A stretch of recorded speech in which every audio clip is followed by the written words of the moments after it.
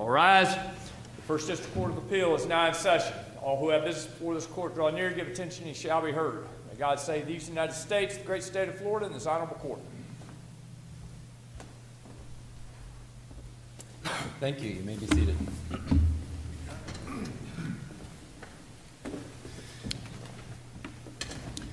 Good morning and welcome to the First District Court of Appeal. We have two cases on our oral argument schedule this morning. We'll take them in the order in which they were noticed. The first case is case number 24-1253, Synergy Trust Partners versus Marcus and Millichamp Real Estate Investment Services et al. Mr. Morse. Thank you, Your Honor.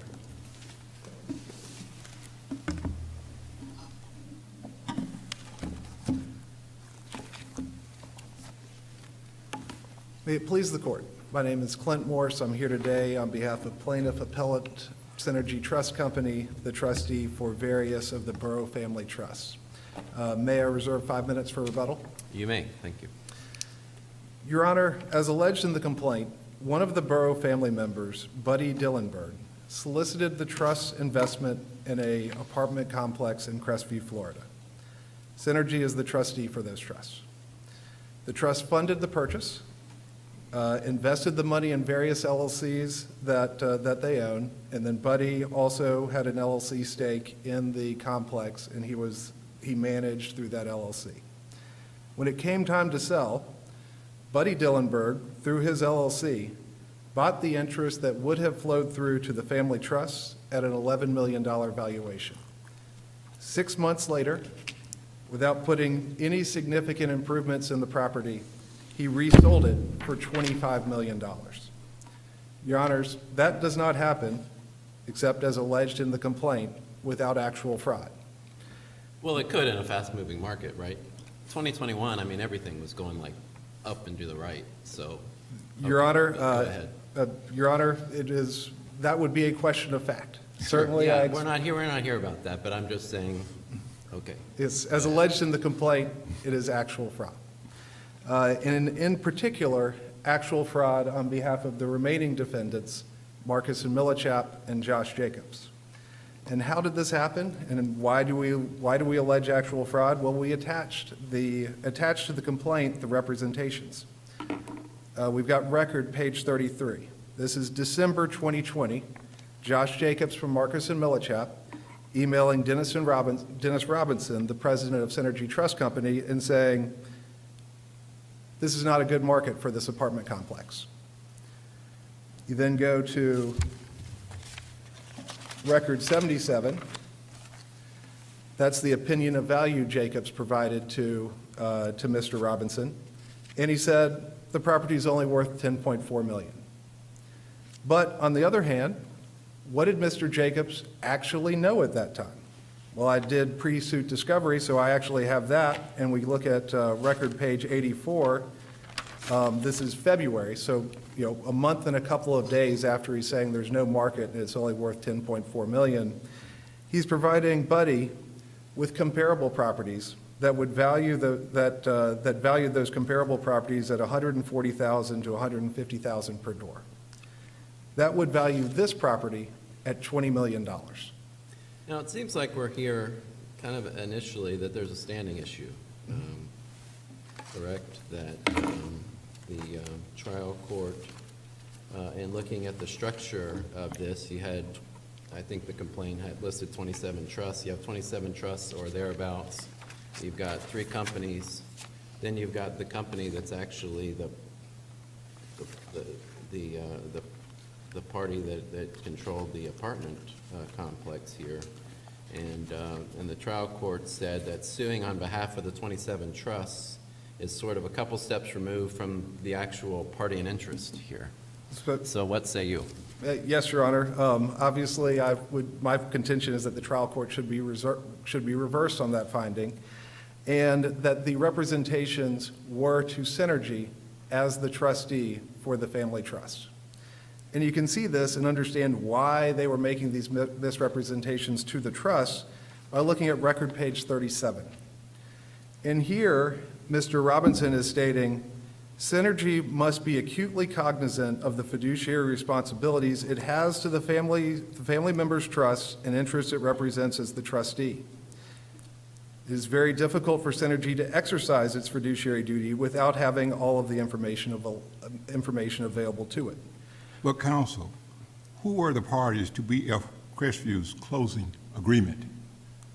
The closing agreement, Your Honor? Who were the parties to the closing agreement? The closing agreement parties are the LLCs that the trusts owned. That being said, Well, then how can the appellant sue on behalf of the trust when the trusts were not the legal entities who entered into the closing agreement with 4-4? because the parties that were hurt by the fraud were the trusts. Or is that just another sort of corporate form? Isn't it people that are behind the trust, those who are receiving interest from the trust? I mean, it seems like there's a sense in which you have trusts that are, well, they're for the benefits of real people. Then you have companies that are, like the trust, there is some sort of form.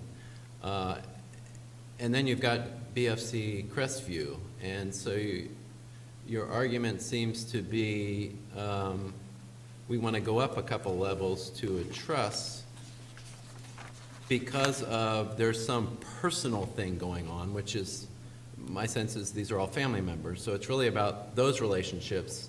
It's not about trusts or companies, you say. It's not about companies. It's about a trust. But why aren't trusts and companies sort of the same? They're just forms. So, Your Honor, I'll note that I think Your Honor is getting at the point that is a big part of this appellate briefing, which is the breach of fiduciary duty claim that we allege came out of the family relationship between Buddy and his family, which permeates the entire situation. But counsel, what effect, if any, does the dismissal of Buddy have on this case? Simplifies it a ton, Your Honor, because while we stand on our briefing that there is a Does it affect your claims? Does the dismissal of Buddy affect your claims filed? It affects certainly the claims that are directly against Buddy, obviously those claims are gone. With respect to the claims against Marcus and Millichap, it really simplifies the case because the way that they participated in the aided and abetted Buddy was by actual fraud. So this case ultimately boils down to, did we allege an actual fraud claim against Marcus and Millichap? And we did. Getting to the ultimate question here of, were those representations directly to the trusts? But again, counsel, did Jacobs and M&M have any relationship with Synergy and the trust? They were the ones who made the fraudulent representations to the trustee, yes.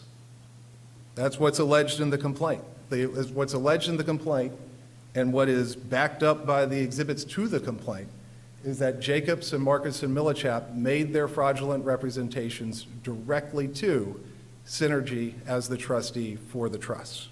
Does it say that, or does it say it always went through the manager? It always went through Dillenberg. I mean, it seemed that in reading the complaint that things were always going through Dillenberg and that the trust was placed in Dillenberg.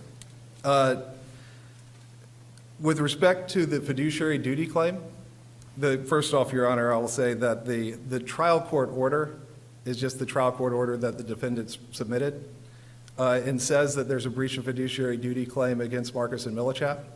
We didn't plead that, never. The actual claim against Marcus and Millichap and Jacobs is for actual fraud. And where does that arise? This is count 6, but you see the actual statements that Jacobs made to Synergy. This is record page 33. Josh Jacobs to Dennis Robinson, stating there is no market for this property. In record 77, that's the opinion of value that Jacobs actually gave to Synergy, stating that the property is only worth $10.4 million. The complaint alleges correctly that Jacobs made these statements directly to Synergy. This is count 6, you said? It's count 6. Fraudulent concealment count? Oh, it's count 5. Actual fraud.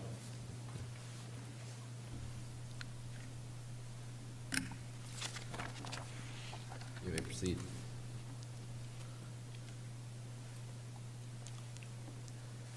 Actual fraud against all defendants, including that Dillenberg and Jacobs made false statements of material fact directly to Synergy. We attach those false statements to the complaint. Regarding Mr. Dillenberg, if the basis of your claims is Mr. Dillenberg's familial relationship with other trust beneficiaries and not any actual agreement, then how do the claims against M&M and Jacobs stand?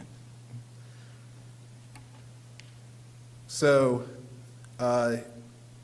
first off, Your Honor, that position of trust that Jacobs has, that involves the breach of fiduciary duty claim against Jacobs. I want to be clear that Count 5 and Count 6 for fraudulent concealment for the claim statements they actually made to Synergy should be reversed. It should go back down for the statements they actually made, no matter how the court rules on the breach of fiduciary duty claim. That being said, to answer Your Honor's question, with respect to, sorry, can you repeat the question again, Your Honor? Regarding the allegations regarding the familial relationship, if the basis of your claims is Mr. Dillenberg's familial relationship with other trust beneficiaries and not any actual agreement, then how do the claims against M&M and Jacobs stand? Yes, Your Honor. So this is, first off, again, the trial court order that has this whole section that Marcus and Millichap breached the fiduciary duty. We never alleged that. What we actually allege is in Count 9 and Count 8 that they were in a civil conspiracy with Buddy to aid and abet Buddy's breach of fiduciary duty. And how did they do that? They did that by actually defrauding Synergy. So, By being one of three quotes that you had. I mean, you had the 10 million, you had the 11 million, you had the 16 million, all before you entered the agreement. But the 10 million one was the one that, even though the closing agreement, you disclaimed that you relied on, that you did your own diligence, or each company did its own diligence. That $10 million assessment was the one that you're relying on here. well, the $10 million coupled with the fact that Jacob said there's no market for the property. I mean, that's why it doesn't get marketed on the open market. Well, wasn't it, it was marketed in 2020, which was, I mean, admittedly a pretty bad time to have something in any market, right? That is correct. So it was marketed pre the sale to Buddy. And then when it came back up at the end of 2020, when the market, as Jacob said, was blowing up, it didn't get on the actual market. It doesn't get on the actual market until Buddy actually has control over it. It goes back to Marcus and Millichap. At that point in time, they put it on the actual market and they sell it for $25 million. But everyone did their own diligence as to all that stuff, correct? All the companies, all the three companies in Dillenberg each did their own diligence on that. So first off, Your Honor, that you're referring to the closing agreement? Yes. The closing agreement does have that representation in it. Part of that diligence was talking to Marcus and Millichap. In fact, that is exactly what they were doing, was going to reputable companies to say, how much is this property worth? And Marcus and Millichap actually defrauded them. Now, if we look at that closing agreement, you will notice that there's a party that's not a party to it. That would be Marcus and Millichap.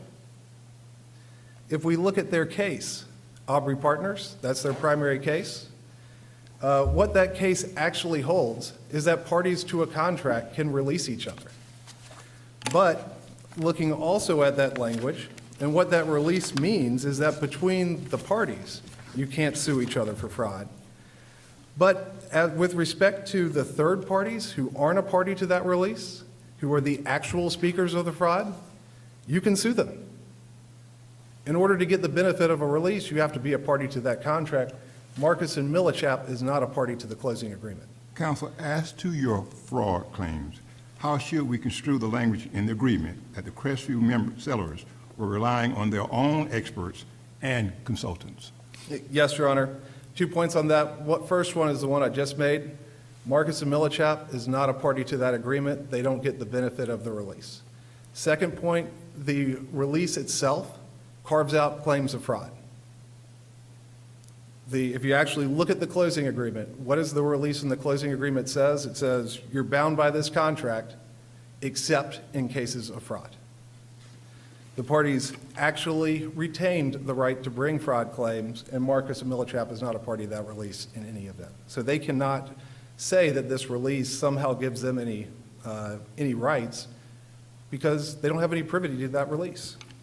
Well, either does it the trustee or the trust here, right? That's I mean, correct. They're just out there, yeah. Well, but they're not just out there, because as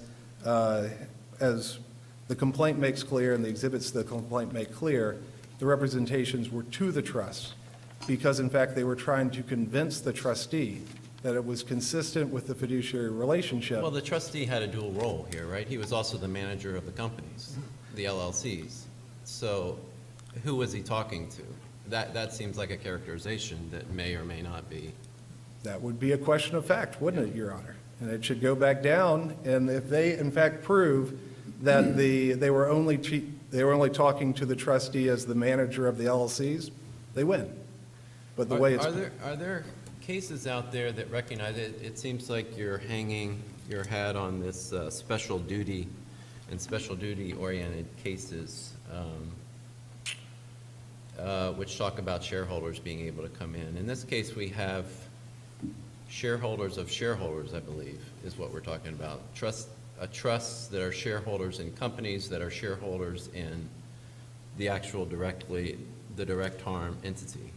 Do we have cases that are so tangentially removed from, where the shareholders are actually levels up? The only case I know of that point is the Banford case that we cited from Delaware. This is a Delaware LLC. They just point out that there are lots of different levels in that case. And at the end of the day, if the special relationship is to you, and certainly there is always a duty not to commit fraud. And as the allegations in the complaint is they committed fraud against the trusts. After the appellant received an appraisal of the property of $16.6 million from Brecky, I don't think I pronounced that correctly, the appellant negotiated a payment of an additional $2 million if the property sold in excess of a certain amount. At that point, the appellant could have walked away from the sale, couldn't it? It is true, they could have walked away from the deal, but ultimately that question is about reasonableness. What effect does the payment of the $2 million have on your claims?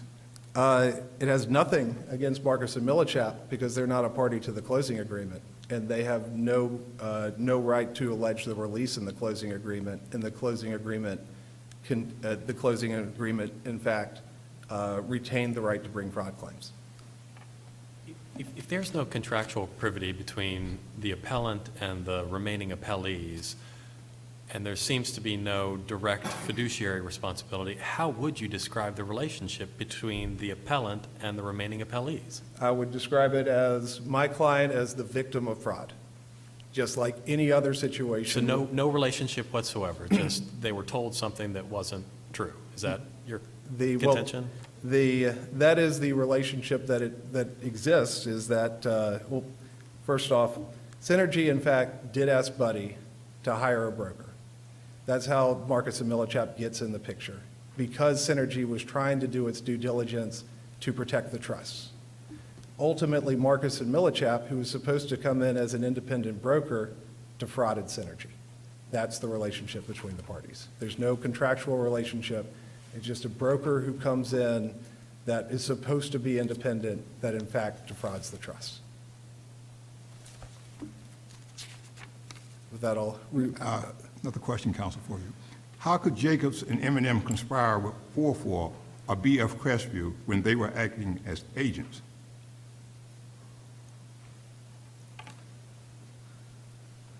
So,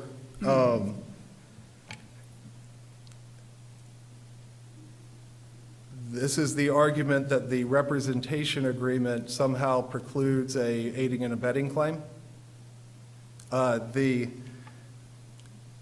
Marcus and Millichap is definitely a broker and has its own independent interest in this deal. In fact, they got a $125,000 commission as part of their participation in the fraud. And that also gets to this idea that there's no respondeat superior when when the employer, Marcus and Millichap, accepts cash for the work that Jacobs did, he's certainly acting in the course and scope of his employment. So, Your Honor, the agency exception cases to the agency exception cases don't apply if, in fact, the conspirator has an independent interest. They had an independent interest in their commission. Assuming for the sake of argument that we reverse the trial court on standing, do we reach the merits of your claim? Do we reach the what? The merits, the individual points. I don't believe so, Your Honor, because it's a 12b6 motion, and it should go back down for discovery and ultimate summary judgment and trial. If we affirm the trial court on standing, do we reach the merits?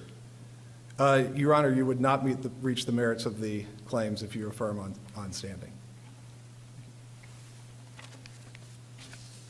Thank you, counsel. Thank you. And let's add 2 minutes to each side, so we'll have some little time for rebuttal. Good morning, and may it please the court. Christopher David on behalf of Marcus and Millichap Real Estate Investments and Josh Jacobs. To answer one of the questions that was put to my colleague that was not answered, the trust and Synergy own nothing and sold nothing. They have a tangential, indirect, and in fact, they allege in the complaint that their interest is only indirect. The selling LLCs were owned by various borough family member trusts. It's not even clear in the complaint which ones own which. Synergy was the manager of each of these selling LLCs. 44 was the manager of BF Crestview, and 44 was in turn owned by Mr. Dillenberg. Marcus and Millichap had an engagement, a representation agreement that was executed with BF Crestview. Our duty, Marcus and Millichap's duties and responsibilities went to BF Crestview. Mr. Jacobs' duties went to BF Crestview. The selling LLCs and their constituent members, the constituent members of the selling LLCs, which is the only possible plaintiff or appellant in this case, their interest in this transaction is only indirect, and frankly, the plaintiff is not just conflating, but they are doing a wholesale ignoring of the corporate entities. They ignore it when they want it to benefit them, and then they try to take advantage of it when it somehow causes a problem. For example, they argue that, well, Marcus and Millichap wasn't a party to the closing agreement. Neither were they. This is it's frankly a classic case of buyer's remorse, because what happened in this case is there was an attempted transaction in 2019 where the trusts were trying to engage in a business divorce. There was an $11.2 million offer that was made, no transaction closed.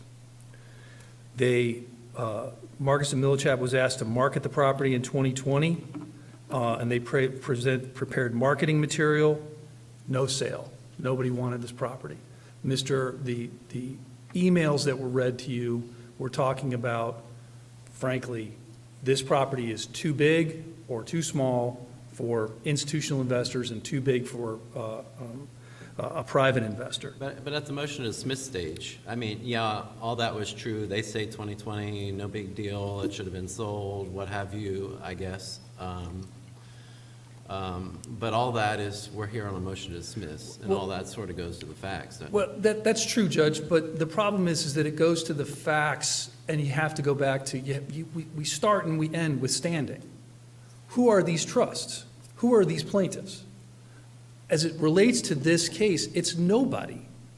They're not the selling LLCs. The operating agreement, which is attached to the complaint and incorporated by reference, says that the duties and responsibilities and the only rights are under the operating agreement for this LLC are the selling members. It explicitly disclaims any type of duty to anybody else.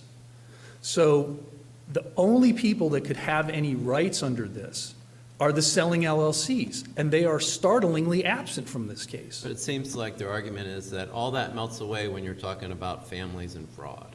Well, Judge, And so that whoever's at the end, whether they're parties to stuff or not, when you're talking families and fraud, all of it melts down to whoever happens to be involved. I mean, they could have named each person, I guess, who benefits from the trust individually or something. I mean, it just extends out because of that, because of a special duty. It seems like because it all hinges on a special duty-oriented theory well, Judge, first of all, because of the family ties. the only case that was cited for such a proposition was the Bamford case. The Bamford case was essentially a trusted friend who came in and swindled someone. This is not the case where your uncle, your father passes away and your uncle who is in business with him comes to your mother's house and says, the company's only worth $20,000, here's 10 grand, take it, when the company's worth millions.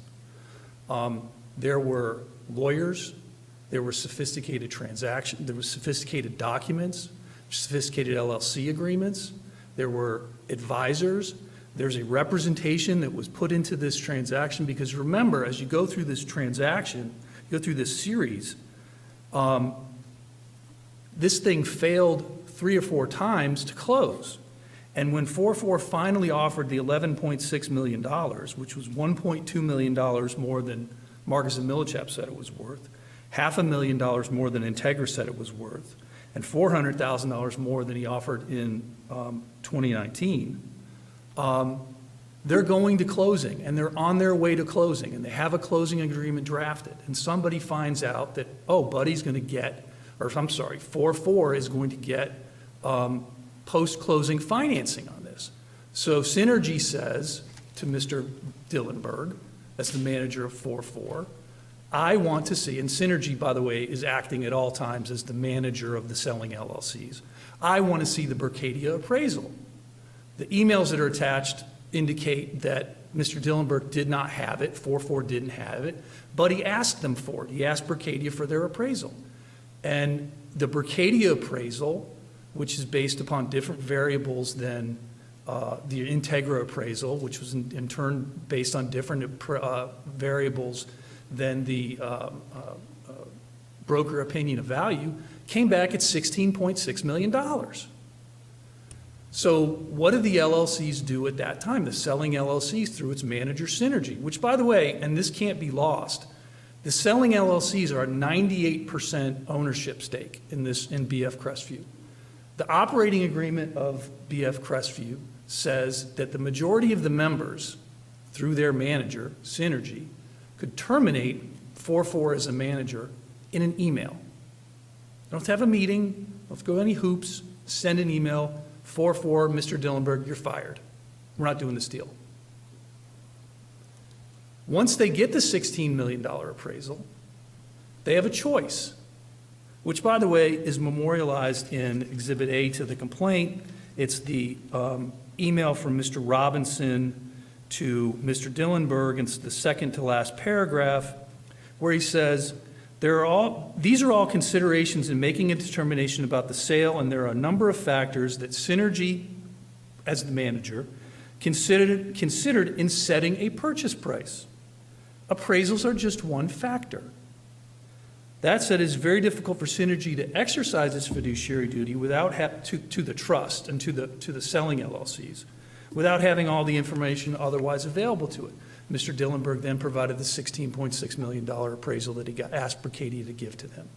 All this stuff seems to be fact-oriented. I mean, we're here on a motion to dismiss. It seems like at the very least that's summary judgment, or that's the fact finder, or something as to, seemingly they went in eyes wide open. They had 3 different things. The market's going like this.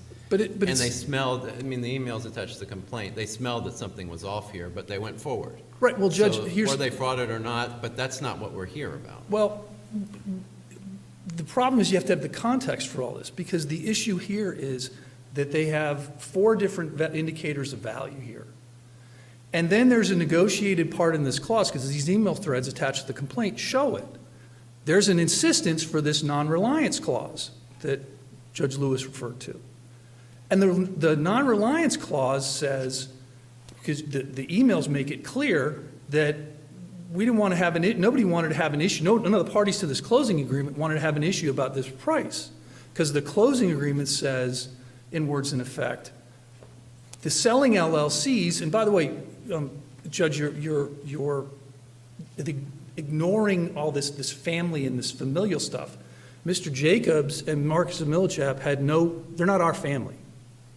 They are far down constituent members. They are far down, far removed constituent members of selling LLCs in the entity that Marcus and Millichap and Mr. Jacobs had a relationship. So we don't know them. We didn't make any representations at all to them.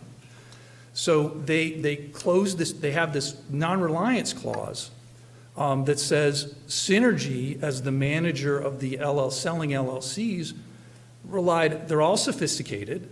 They all had lawyers, the same lawyers that were in the same firm of Mr. Morse and his colleagues here, were representing these people at all times. This was an arm's length transaction. But counsel, regarding the reliance clause, how should we reconcile the reliance language in the closing agreement with its express allowances of fraud and misrepresentation claims?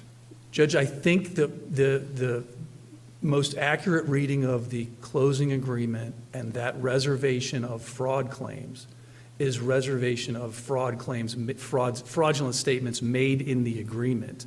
The non-reliance clause says, I'm not talking about anything else in this deal. I didn't rely on anything else. I set it all. I set the price by myself.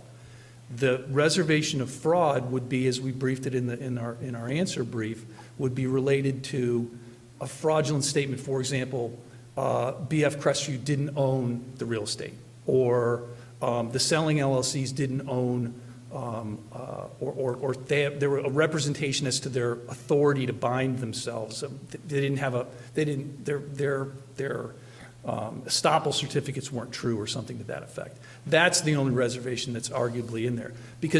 But you get back to this whole point, though, we still come back to the first question that Your Honor asked, is standing. Who are these people to this transaction? Who are these people to Marcus and Millichap? They're nobody. And Marcus and Millichap, with the dismissal of Mr. Dillenberg, one, we're an agent. We have a representation agreement. We're an agent. The case law is replete. We've briefed it in our filings. You can't conspire with your principal as an agent. You can't aiding and abet your principal. This is just a bridge too far for them. The intercorporate doctrine explicitly sets forth that. We briefed it in detail. Counsel, let's assume for the sake of argument that you lose on appeal on the standing issue. Do we address the merits of the claims asserted, or do we send it back to the trial court? I think you address the merits based upon the terms of the closing agreement, the terms of the operating agreement, and the terms of the Marcus and Millichap representation agreement, because we made no representations to them. Our representations are limited. We don't represent, in our representation agreement with BF Crestview, we didn't contract with Synergy. We didn't contract with any of these trustees. The closing agreement makes it clear that there was no reliance. And the question then becomes, so what happens right before this closing, as I come back to that point? What happens right before this closing when they get the Berkadia appraisal? This 98% shareholder with, there's no special duty here. There's no oppressive majority shareholder because they're the oppressive majority shareholder. What do? They come back and they say, hey, we want to take advantage of the upside. We want to negotiate an upside, which, by the way, is a pretty sophisticated move to make, frankly, as far as lawyering is involved in a real estate transaction. And they negotiate, if this property is sold, the selling LLCs want a kicker. They want a clawback. They want an additional payment. Lo and behold, that transaction happens. Mr.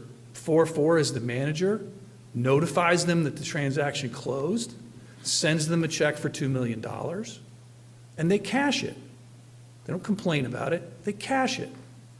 And now what they're doing is the selling LLCs who received their benefit of their bargain, somewhat of their constituent members are obviously unhappy. And they're trying to retrade that deal and trying to have some sort of special injury. Well, the De Niro case makes it abundantly clear that they have no special injury. They're just retrading this transaction. So the operating agreement forecloses their claims. There's no fiduciary duty between Marcus and Millichap and these people. That forecloses their claims. On that point, may I ask, who was your client's principal? If you're the agent, who was the principal? Was it Dillenberg as majority owner of 4-4? Was it the BF Crestview entity? Who was your principal? Our principal was BF Crestview. BF Crestview is managed by 4-4. 4-4 is managed by Mr. Dillenberg. So the answer is our contractual principal is BF Crestview. And thinking about your question, it seems to me that we have a couple of different intercorporate doctrine issues that would flow from that. Is that Mr. Dillenberg individually couldn't conspire with, because he's an agent of 4-4. 4-4 couldn't conspire with BF Crestview because it's an agent manager of BF Crestview, in the same way that Marks and Millichap and Mr. Jacobs can't conspire. So no matter how you slice that relationship, those layers of that relationship, the intercorporate doctrine still applies. And that's, for the conspiracy claim, how does the agency-principal relationship then affect their fraud claims? Well, the fraud claim is I think it's a slightly different animal because we made no representations to them. There were no our representation if you go back a couple of steps, our broker opinion of value was superseded by two separate appraisals. And at that point, these folks see an issue, and they continued. They could have terminated the transaction, but they went forward with the transaction. And there's a line of cases we cite in the brief that speaks to the concept of if you're in a transaction and you start to feel, and you don't, and there's a level of distrust, then you can't have detrimental reliance. You have a broker opinion value, you have two appraisals, and you have, Synergy setting a price according to their own documents that are attached to the complaint. So I don't see how you can get the conspiracy, the fraud claim, because there was no representation. And our representation agreement specifically disavows this obligation we don't do finance, we don't do law. We give you an opinion of value. And by the way, the opinion of value, as well as an appraisal, it's just not a number.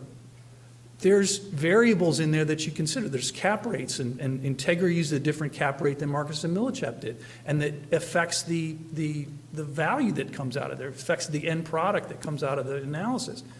These are sophisticated people. Synergy is a sophisticated trustee, a sophisticated manager. They're represented by sophisticated lawyers who came up with frankly, a brilliant idea to negotiate a kicker if this was worth more, Counsel, instead of litigating. Even if we agree that Jacobs could not conspire with Mr. Dillenberg or 4-4 because of an agency relationship, how does that same reasoning apply to the aiding and abetting claim? I frankly don't see the difference between a conspiracy or an aiding and abetting count. If I can't conspire with my principal, how do I aid and abet my principal? I don't see the functional difference between those two, Judge. I think it's the same answer. And that's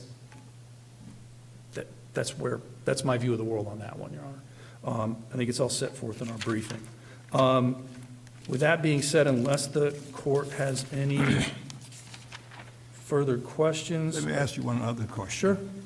How does the independent tort doctrine apply when an appellant did not raise a breach of contract claim? Well, it's kind of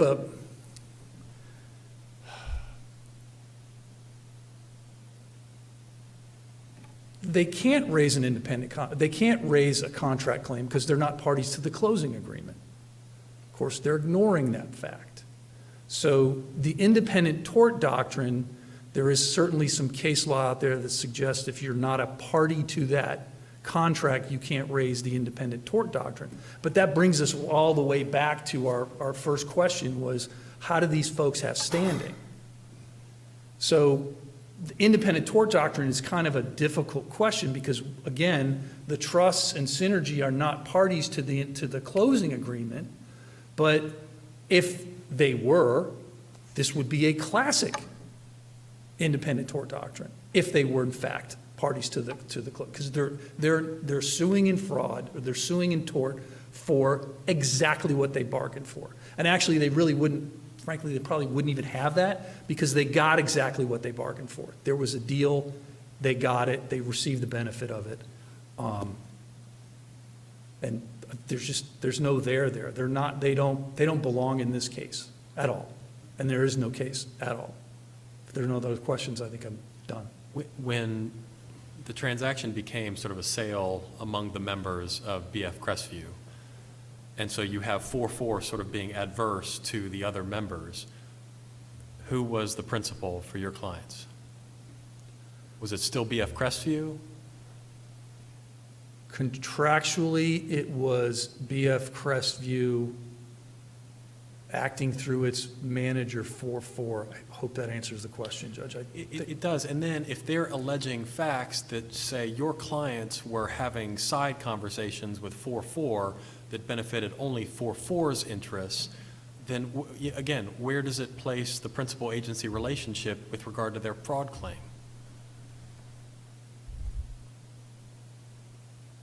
I'm trying to think of the proper phraseology for this, but I don't know.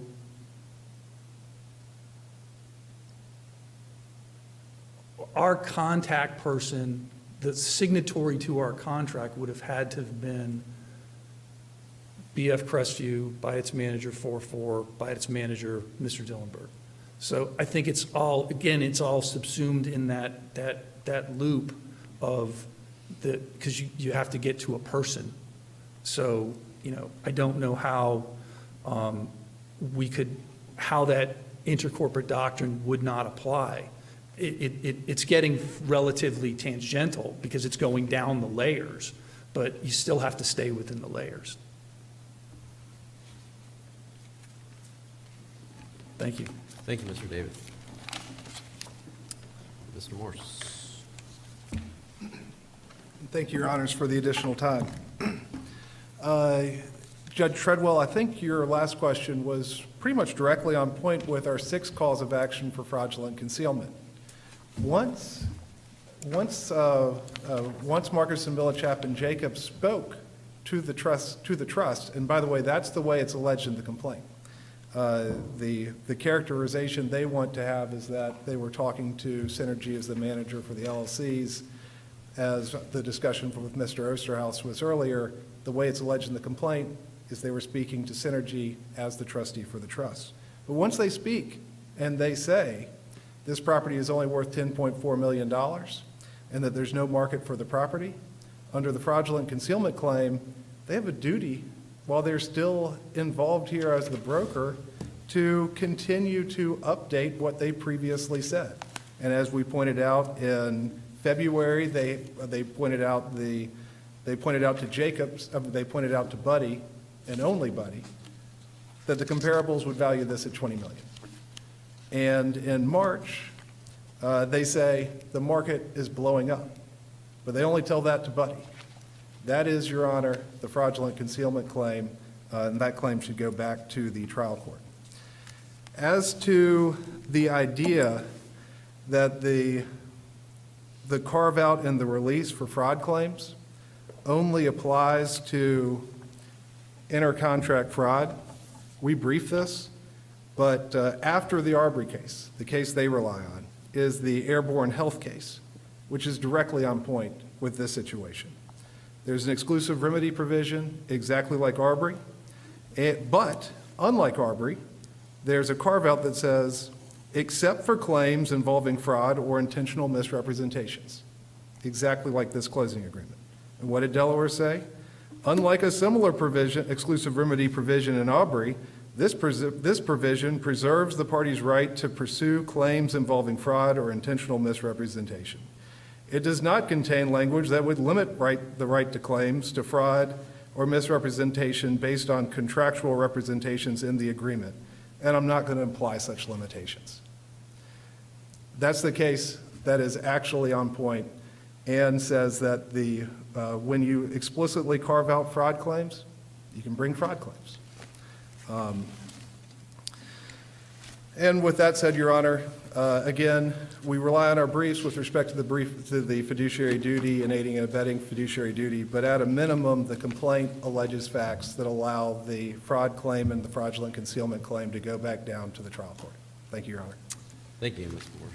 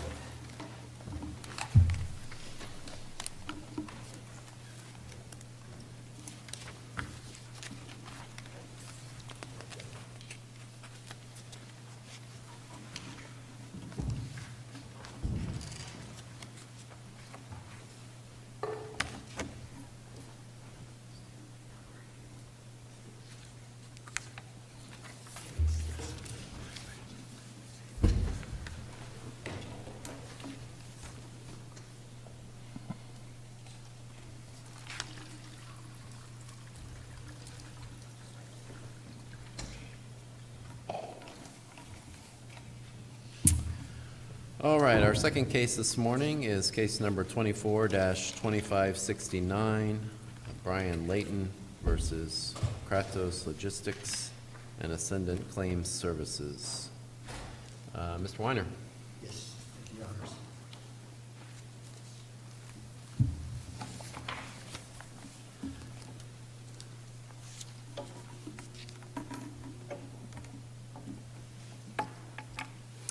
Good morning, Your Honors. May it please the court.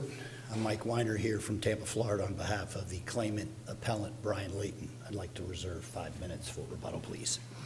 Your Honor, we're here asking Your Honors to reverse the order of the judge of compensation claims for any of the three following reasons. Number one, because precedent matters, and because this court has previously decided this exact issue in the manner in which the claimant suggests that the judge should have decided it in the underlying case below.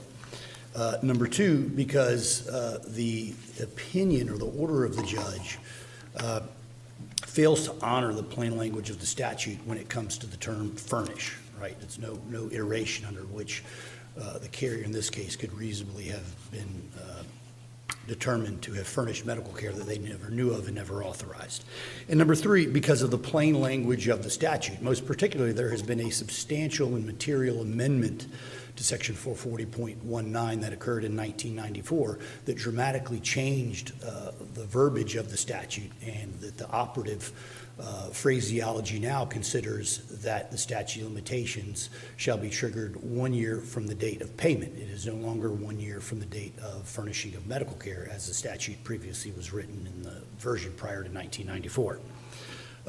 Facts of this case really quickly, I think, are important. There's really no dispute as to the facts, but critically, the claimant did have a compensable accident.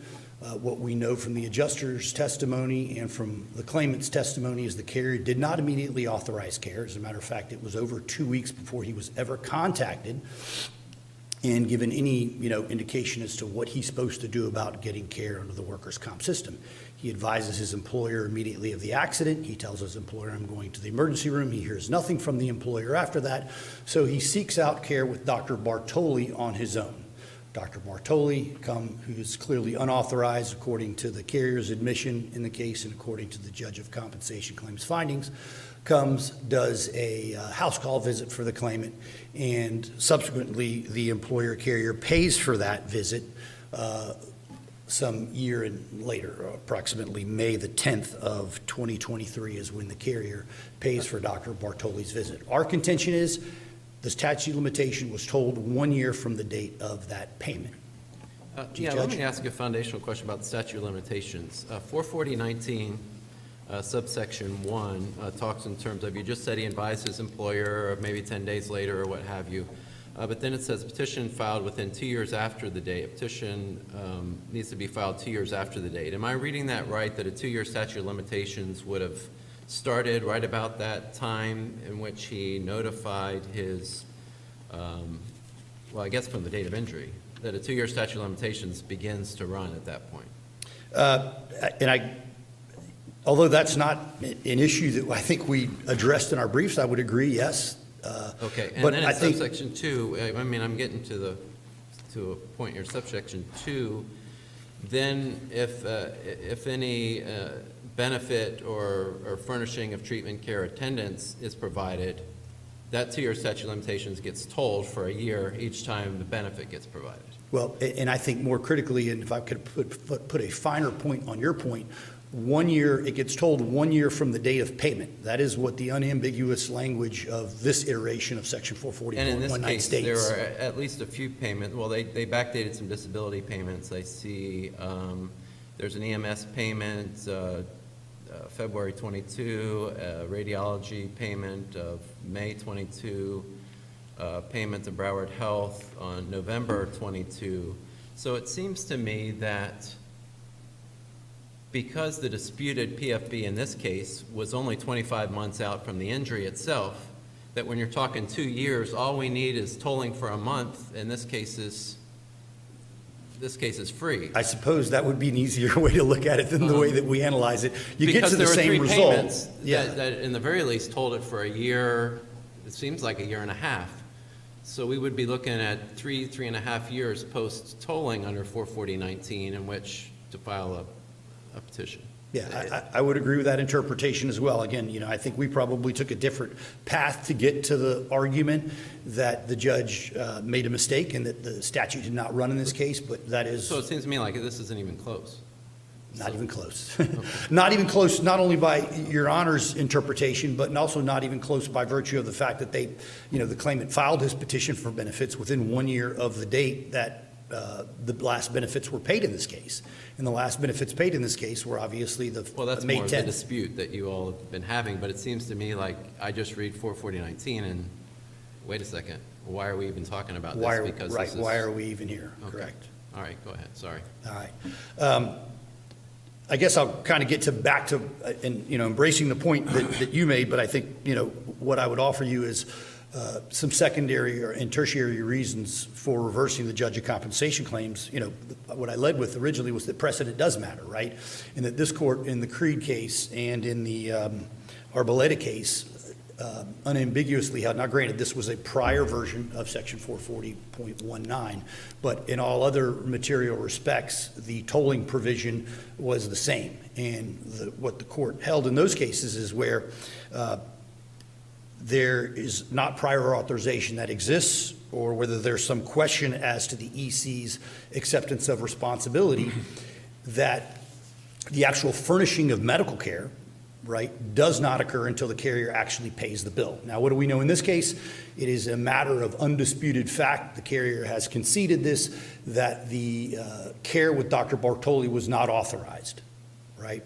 So under Arboleda and under Creed, these cases tell us very clearly that the statute, the 1 year, previously it was 2 years, now it's 1 year, does not start ticking until the care is actually furnished. That care cannot be furnished until the carrier pays for it because it was not authorized, right? If we're dealing with authorized care, it's treated a little bit differently. In authorized care, there's a long lineage of cases that has discussed that. Will you please help me understand sort of how your arguments fit together? Because it seems like part of your brief is that the plain language of that last phrase, from the date of such payment, applies to both the payment of indemnity benefit or the furnishing of medical care.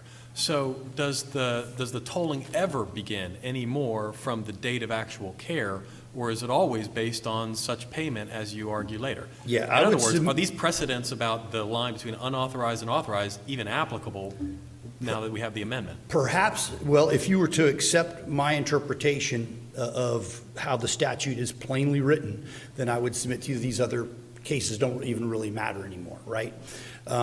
So I would suggest to you this is an issue of first impression, that this court has never been called upon, at least that in cases that I've read, to actually look at the 1994 revisions to section 440.19 and decide whether the 1 year from the date of such payment applies to both the furnishing of medical care and the payment of indemnity. What do I mean by that is that it's not the furnishing of indemnity as it was under the prior version of the statute, prior to 1993 and before. The statute very clearly, and you'll see this in page 29 of my brief, the chart that we laid out, the statute very clearly was written to state that a claim may be filed within 2 years after the date of the last payment of compensation or after the date of the last remedial treatment furnished by the employer, right? So there was a crystal clear legislative mandate that existed prior to 1994 that told you that the 2-year provision then, which is now 1 year, starts ticking either after you pay the medical or after the carrier furnishes the care, right? Now, if the legislature wanted that same interpretation to apply in these post-1994 changes, they just would have scratched out 2 and substituted 1, but that's not what they did, right? And this gets into, part of the arguments that we have as to how this court should interpret those changes. This is a substantial and material amendment in the way that section 440.19 has been written, right? And the only modifier now is 1 year from the date of such payment, right?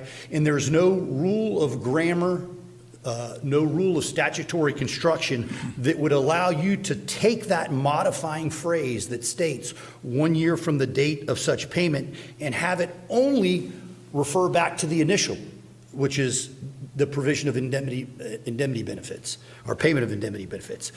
The rules of statutory construction, whether it's the last antecedent canon or even the series qualifier canon, tell you that this 1 year from the date of such payment either has to refer to both medical and the furnishing of indemnity, or applies only to the latter, which is the furnishing of medical treatment. Does the use of the phrase "such payment" indicate that, okay, we need to look for the same word above, and that's what that phrase applies to? Such payment means either, right? I mean, such payment could refer to either. If the legislature wanted to, in a very clear, again, I'm going to go back to the point I just made, they know how to write the statute to clearly express their intent. This is what they did prior to 1994, but they didn't do it that way. They did it in a different way. And we would respectfully submit that this court is obligated to pay heed to that very substantial and material amendment and to interpret the statute as it is plainly written, right? This requires no mental gymnastics, what we're asking you to do here. This does not require any, anything other than construing the statute as it is plainly written. There is simply no way to take this phrase 1 year from the date of such payment and not have it apply to the furnishing of medical care. You would have to rewrite the statute to do that. I mean, is there ever a scenario where medical care is furnished, but there's no payment involved?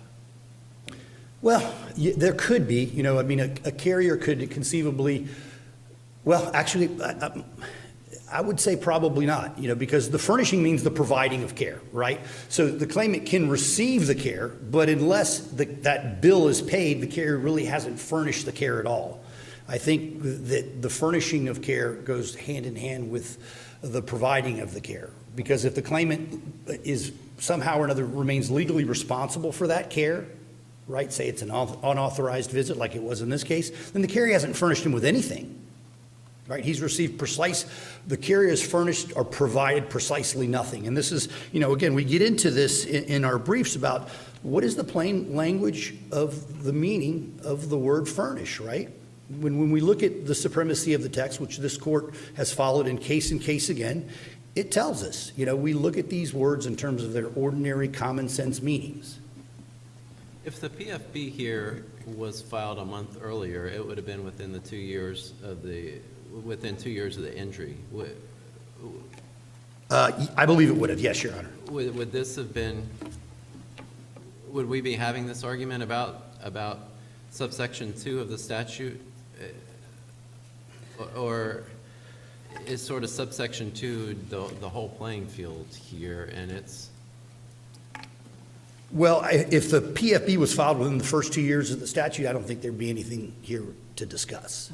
Right? In other words. Which was just a month, less than a month earlier. Right. I think it was 2 or 3 months, maybe. I think, if I'm not mistaken, the petition may have been, no, that's right, it was 1 month. It was filed in March, and the 2 years would have run in February. Is it your position that each payment of indemnity benefits by the imported carrier within the 2-year period extends or tolls the statute for an additional year?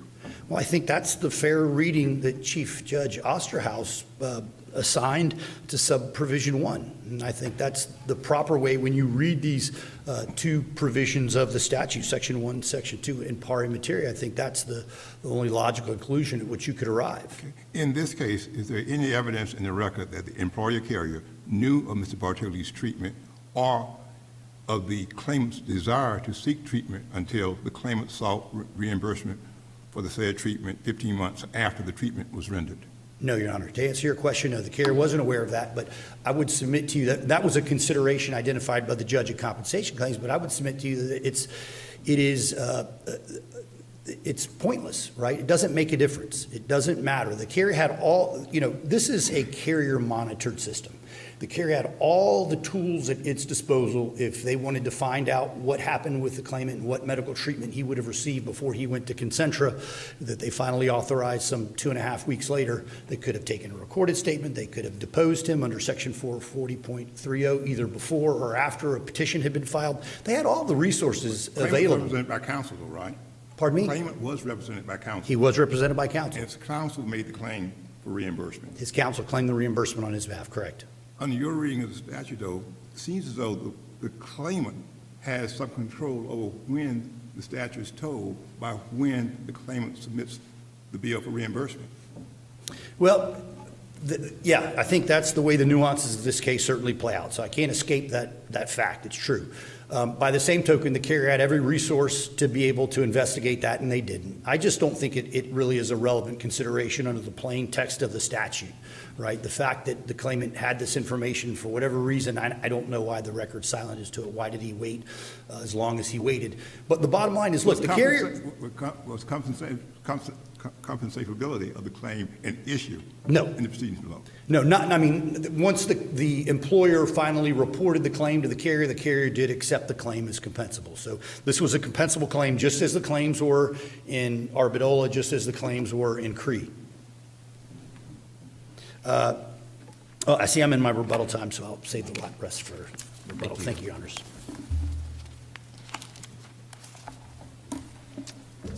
Ms. Fernandez.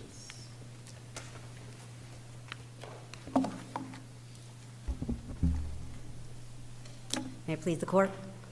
My name is Kim Fernandez, and I have the privilege of representing Ascendant Claims Services in this appeal. We're here because the JCC used the date of treatment to start a tolling provision. We're not here because there's a question as to whether the countdown clocks were used correctly for counting down a statute of limitations. This is an important distinction, and there's one other important distinction that I need to make in my argument, and that is we're not here talking about the payment of a medical bill as the furnishing of medical care. As Judge Lewis pointed out, we're talking about a reimbursement of expenses to a claimant who has all the control of that information until he provides it to the employer carrier for handling, which happened 15 months later. How late was he? I'm sorry? How late was this claimant's petition here? The petition itself, it was 1 month beyond the 2-year statute on subsection 1.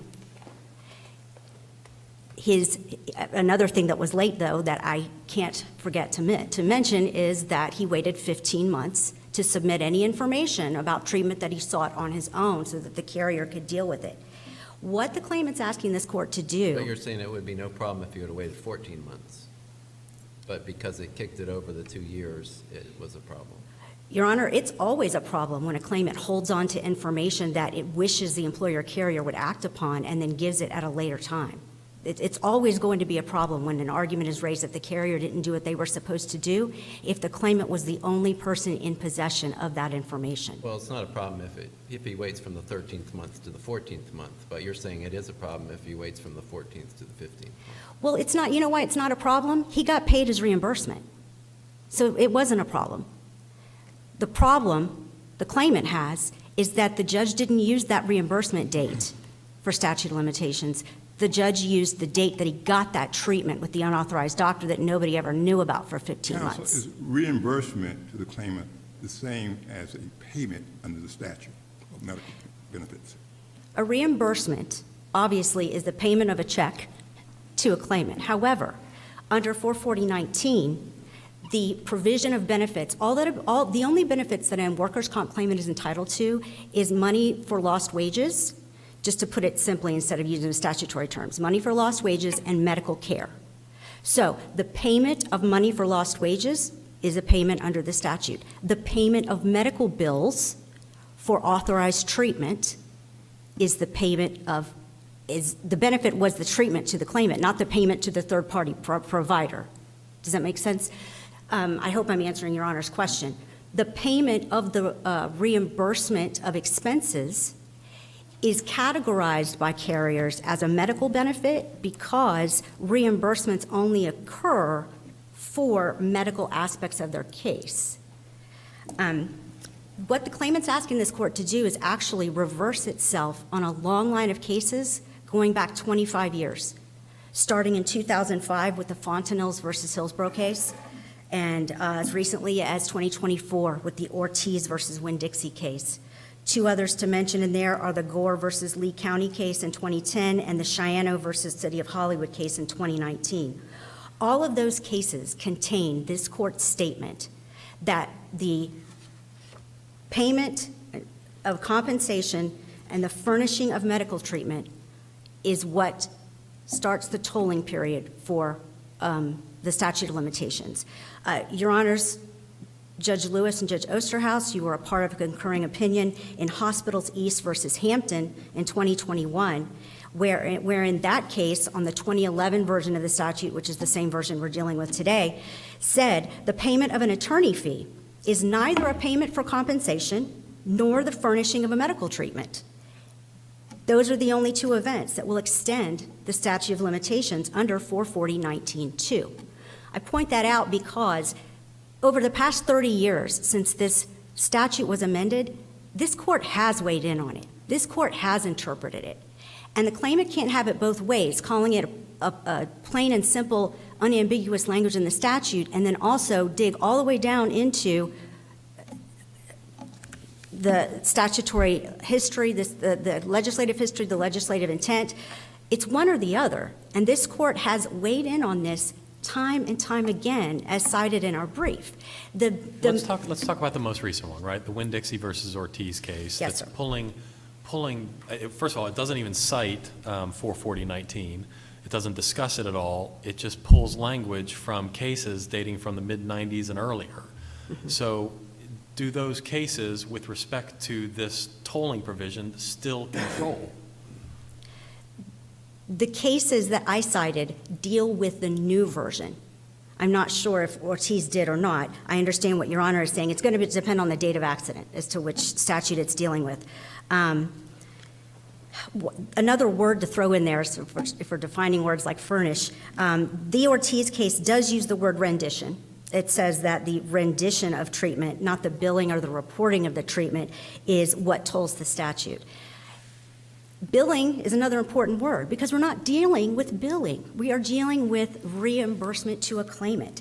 That issue has never been addressed by this court, mainly because there's never been an issue with reimbursements to a claimant. You know why? They're paid. And in this case, that one was paid as well. When was the last disability benefit paid?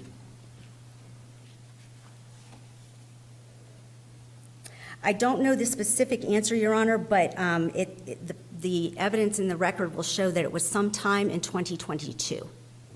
I want to say August, but I'm not 100% sure on And it. that would have told the statute of limitations for a year, correct? Yes. The And last, then the statute of limitations would have started again, and that would have kicked it into 2025 or some such thing. It would have kicked it past the date of which this disputed PFB was filed. I take issue with the counting down of the statute of limitations and whether it would have kicked it beyond today's date and where we stand with today's date, because the importance in this industry that's going to impact every single case in Florida is whether or not the furnishing of medical care versus the payment of a reimbursement to a claimant is what triggers whatever countdown a party wishes to argue about. But you don't question that some payment was made in this case that required tolling. I do not question that, Your Honor. Okay. As well, a lot of authorized medical care was provided, which also told Sure. every time those appointments were made. But going back to my questions at the outset, we're only talking about a PFB being filed 25 months after the injury in this case. Correct. And so all we need to cover is 3 or 4 weeks. And if it was told just once for a year, then we are 11 months past what would have been needed, what would have made it timely.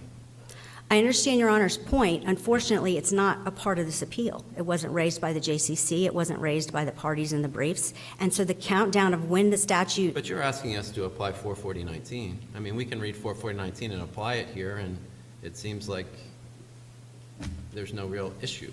There was tolling in this case, so the 2-year statute of limitations became at least 3 years, but probably something further because there were multiple payments. And so it just seems common. We're just applying the statute. you're just applying the statute based upon case law that this court issued rather recently. I'm not sure of the status of the case law about the dual clocks running for tolling of the statute of limitations in the 2-year period. I don't know if that's done or if it went to the Supreme Court. I'm honestly not sure. Probably because I didn't prepare for it today because it wasn't a part of counting down for this case. To make Counsel, taking that logic, though, would each payment within the 2-year statute of limitations period toll the time for filing the claim by 1 year? Yes. Each payment made within the 2-year period of that statute of limitations in subsection 1 would toll the statute of limitations from running for 1 year. I agree with that statement. And did the claimant ever request a payment of Dr. Bertoli's bill? Yep. I'm sorry, what was the question about asking for the payment? Did the claimant ever request Dr. Bertoli's bill be paid?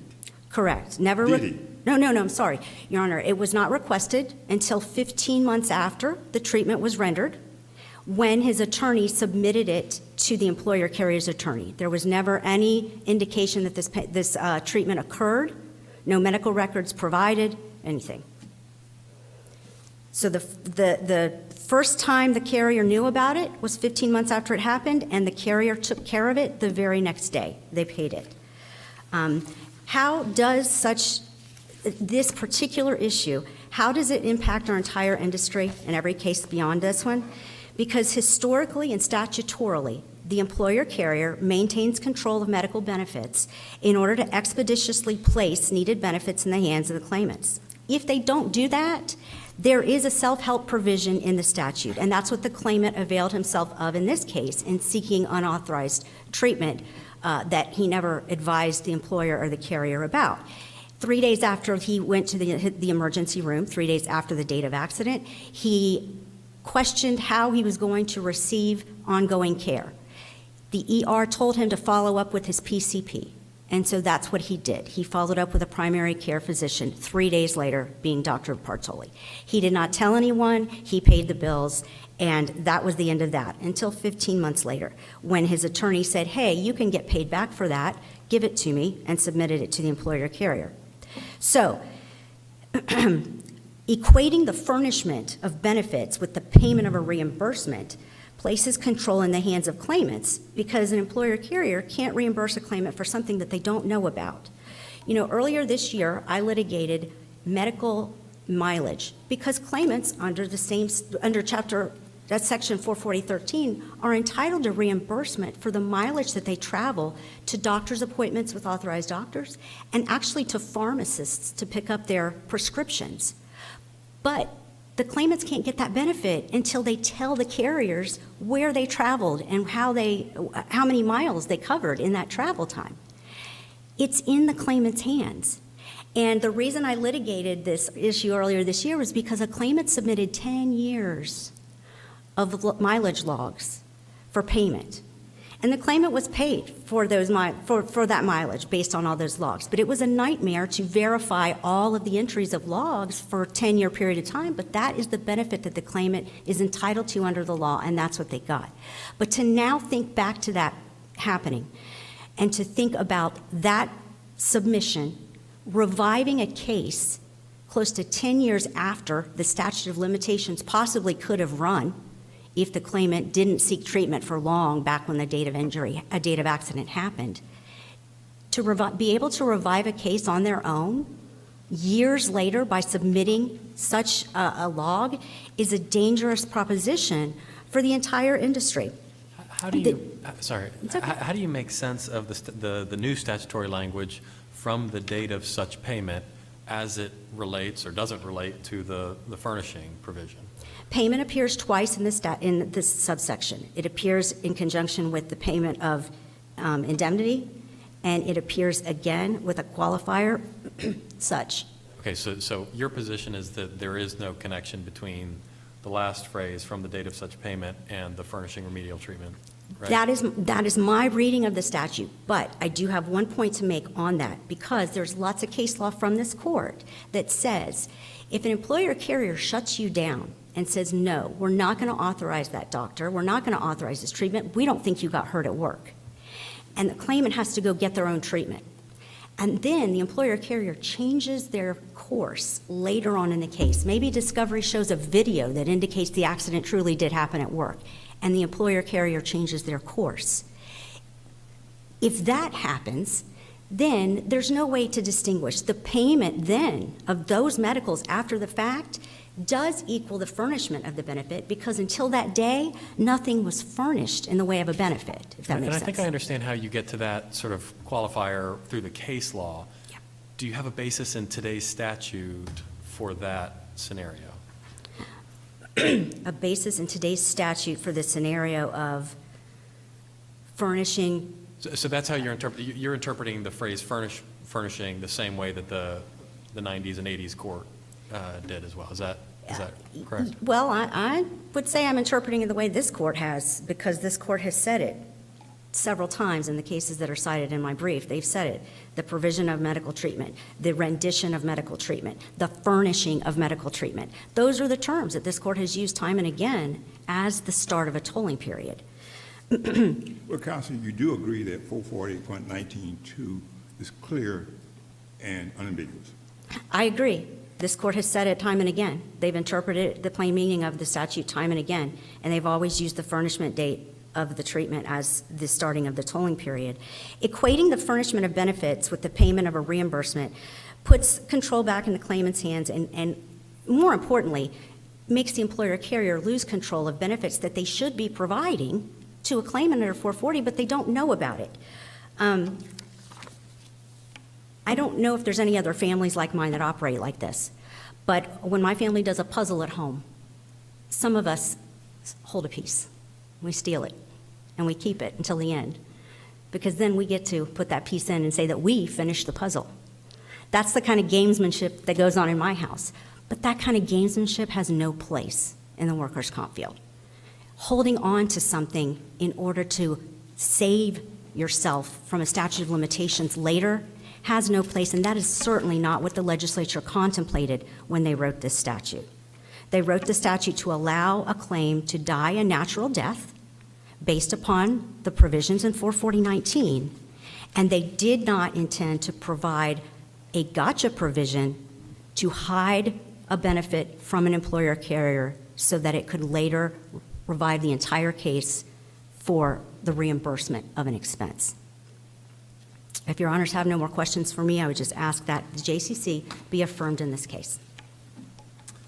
Thank you, Ms. Fernandez.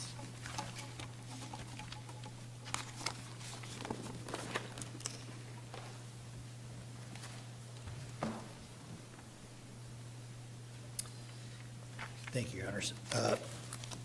Let me, I guess, begin with the last sort of, I guess, allegation of gamesmanship. I would think that's really quite absurd in this case. Look, the carrier was well within their rights to have taken that bill that it received from Dr. Bartoli and denied it. They didn't do that. They paid it. Why? The ostensible reason why they paid it is because they knew they didn't authorize care timely. They put the claimant in a self-help situation. He had to get the care on his own. None of that really matters, though. None of it really matters. This is not a situation where this payment to Dr. Bartoli revived a case that had been otherwise dead by the statute of limitations. At the time, the claimant submitted his request for reimbursement. By even the carrier's iteration, the claim was still open, alive, and kicking. All that payment did was exactly what the statute tells you that it did. It told the statute of limitations from 1 year. 1 year from what? The date of such payment. Critical language. Judge Treadwell, I want to pick up with one of your questions because you referenced Ortiz. And I found it to be relevant when I went back and I looked at Ortiz about all of the cases that were cited within the body of Ortiz that talk about the furnishing of medical care being the operative date. Every single one of those is a case that interpreted the pre-1994 version of the law. That's important, right? Because whether it was, I don't think this was the central issue in Ortiz as well, which is why I would submit to you that what the carrier has told you about how this court has decided this issue over and over again, it is not. This is an issue of first impression. Any other statements, including the statements that I make in reliance on the McBride case, McBride is the case where this court in 2005 talked about how the statute of limitation works and how it would operate to toll the statute 1 year from the date of payment of the bill, is the unambiguous language this court used in McBride. But McBride was decided on other grounds, just like all the cases that the carrier has referenced to you were cited on other grounds. The issue of first impression here is, what does 1 year from the date of such payment modify?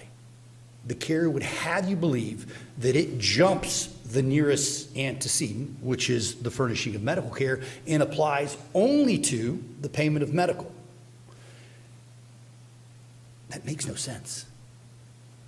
That interpretation, quite simply, is not congruent with either the plain language of the statute. It is not congruent with any of the typical rules of statutory construction that we would apply, the canons of construction. You simply cannot, in good faith, get to the position that the carrier is asking you to get to based on the plain language of the way the statute is written. The phrase 1 year from the date of such payment clearly refers to both things. It refers to the payment of indemnity, and it also refers to the furnishing of medical care. If the legislature, again, had intended that they wanted it to be the way that it was before, and they didn't want to make a substantial and material change, the easiest way to do that would have been when they changed the statute in 1994. You scratch out the word 2, you put in the word 1, easy peasy, right? That's not what it did. Was Dr. Bartoli an unauthorized physician at the time of the service? Yes, sir. There's no question the adjuster admitted as much that Dr. Bartoli was unauthorized. And I think that... Does that create a question as to the carrier's acknowledgement of responsibility? Well, this is I'm glad you brought this up, because this is the point that they never answered really in their briefs, and I didn't hear them answer today, right? And that is, how could the carrier be deemed to have furnished the care with Dr. Bartoli, who was unauthorized, who the carrier never said you can go see her, until they paid it? This is the folly, I would submit to you, of the appellee's position, that they are asking you to basically agree with the judge of compensation claims that care that they never knew about, that they never authorized in advance, was somehow furnished by them. You can't do that. The only way that this care could reasonably have deemed to have been furnished by the carrier was when the carrier paid for it. And the reason for that is, as you alluded to, Your Honor, because the carrier had not authorized it in advance. So, Your Honors, we are asking that you reverse the judge of compensation claims and award compensability of this case on the grounds that the statute of limitations was improperly applied by the judge. Thank you for your time. Thank you, Mr. Weiner. Ms. Fernandez, thank you. That concludes our oral argument session for this morning. We are adjourned.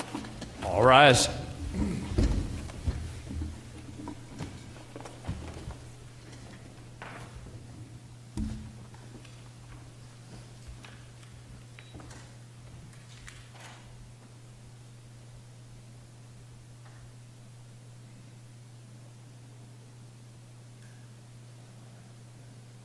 Nice work.